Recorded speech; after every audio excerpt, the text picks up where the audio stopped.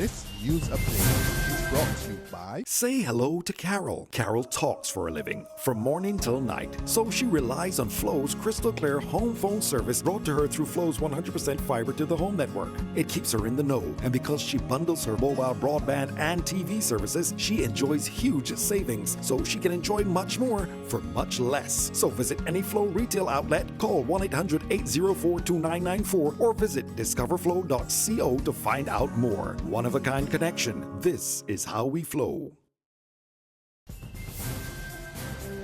It's Tuesday, September the 27th, 2016, and this is your Barbados Today Morning News Update. I'm Emmanuel Joseph. Thanks for joining us. Topping the news at this hour, local emergency stakeholders are meeting this morning to further prepare the country for an impending tropical weather system that's expected to hit Barbados between tonight and early tomorrow.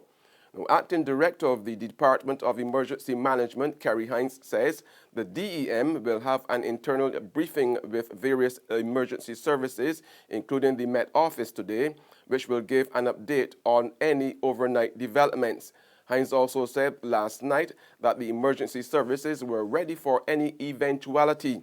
The weather system, which Met officials say has the potential of developing into a tropical storm within the next 24 hours, is expected to dump as many as 5 inches of rain on Barbados, accompanied by gusty winds and thunderstorms. Faced with the increasing reluctance by insurance companies to cover them, the behavior of privately owned public service vehicle operators, or PSVs, will come under electronic surveillance from next Monday. The Insurance Corporation of Barbados and Sagicor General Insurance yesterday morning launched a landmark initiative to provide a joint low-premium insurance platform for PSVs, which would place operators under strict technological monitoring. Vehicles will be monitored using criteria that our research has identified as indicative of poor driving behavior.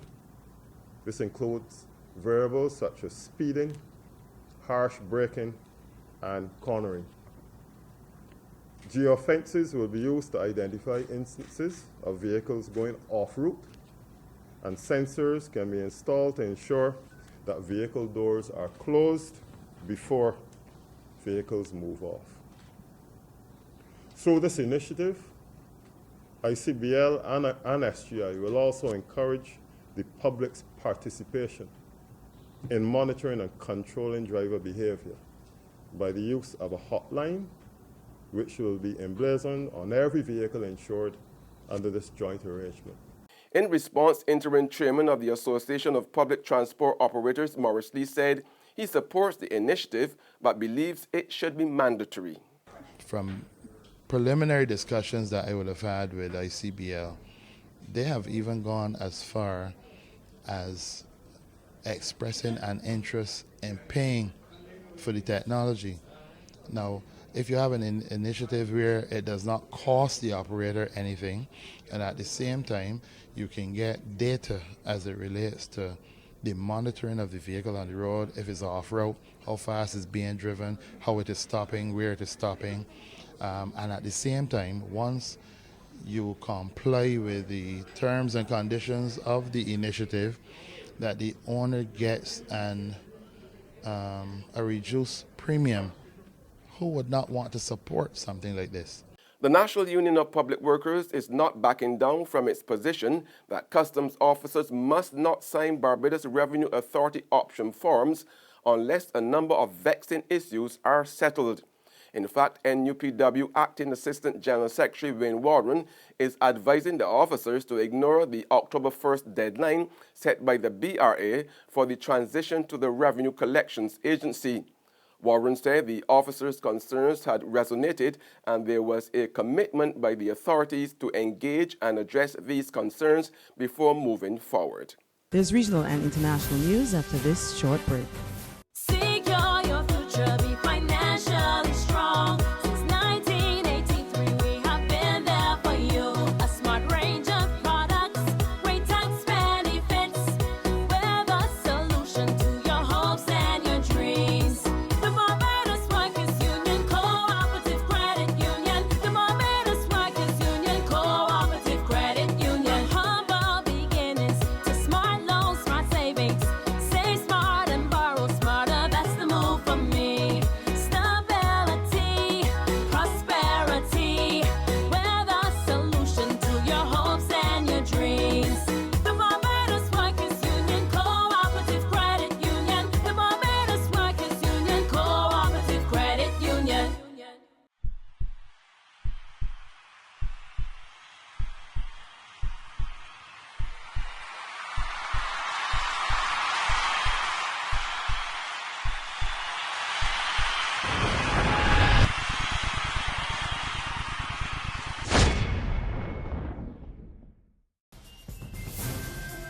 In regional news now, Trinidad and Tobago's opposition leader Kamla Prasad-Besesar is now admitting that a more proactive approach could have been taken to getting the Foreign Account Tax Compliance Act passed when her government was in power.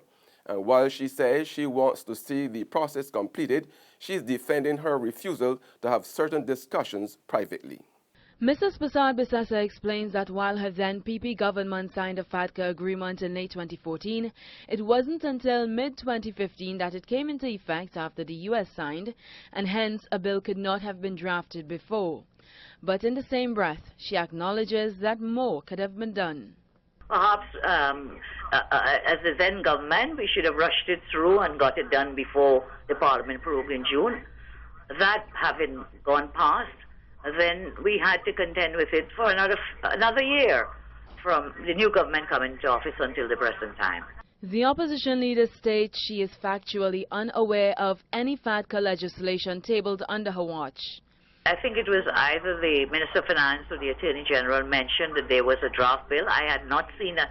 Up to the time I left office, I had not seen a draft bill. Furthermore, she says, nothing of the sort was brought to Cabinet, although it was rumored that the legislation was being worked on in 2015. And the Colombian government and the left-wing FARC rebels have signed a historic agreement that formally brings an end to 52 years of civil war.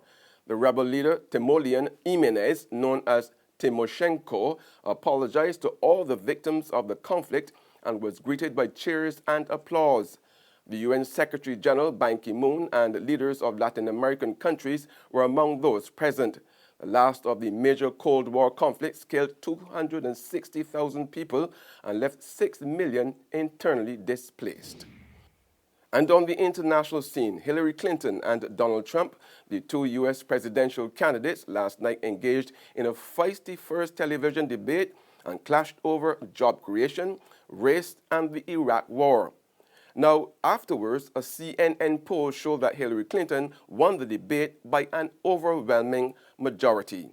Now, during the 90-minute debate, the two of them also locked horns on the question of releasing their tax returns, with Clinton suggesting that Trump might have something to hide by delaying the release of his taxes. For 40 years, everyone running for president has released their tax returns. You can go and see nearly, I think, 39, 40 years of our tax returns, but everyone has done it. We know the IRS has made clear there is no prohibition on releasing it when you're under audit. So you've got to ask yourself, why won't he release his tax returns? And I think there may be a couple of reasons. First, maybe he's not as rich as he says he is. Second, maybe he's not as charitable as he claims to be. Third, we don't know all of his business dealings, but we have been told through investigative reporting that he owes about $650 million to Wall Street and foreign banks.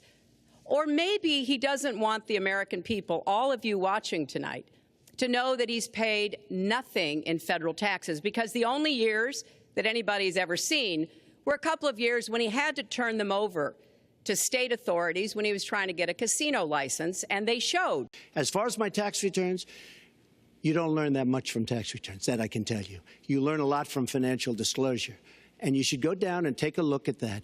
The other thing, I'm extremely underleveraged. The report that said 650, which, by the way, a lot of friends of mine that know my business said, boy, that's really not a lot of money. It's not a lot of money relative to what I had. The buildings that were in question, they said in the same report, which was actually it wasn't even a bad story, to be honest with you, but the buildings are worth $3.9 billion. And the 650 isn't even on that. But it's not 650. It's much less than that. And that's news and sports, but for the very latest, visit our website at www.barbadostoday.bb. Also subscribe to our e-paper email updates and like us on Facebook. We are also on Izumi Media in bus terminals, or screenplay at supermarkets and gas stations near you, as well as Channel 99 on Flow TV and Mix 96.9 FM. I'm Emmanuel Joseph. Have a fantastic day.